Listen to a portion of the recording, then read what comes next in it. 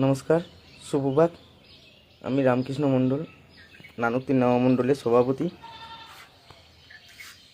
আজকে একটা ঘটনা ঘটেছে, সেই কারণে সকাল সকাল লাইভে আসা। আমার বাড়ির গেটে এই দেখুন, কেউ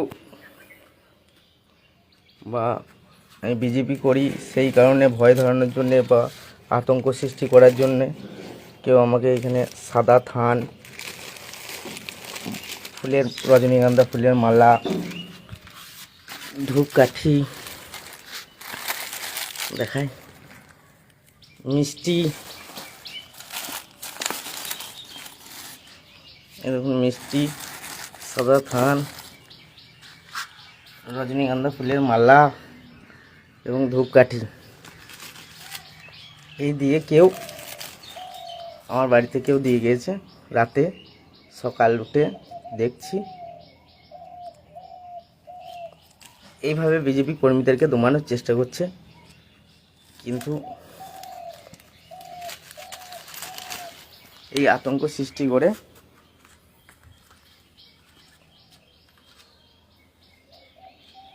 বিজেপিকে দমানো যাবে না।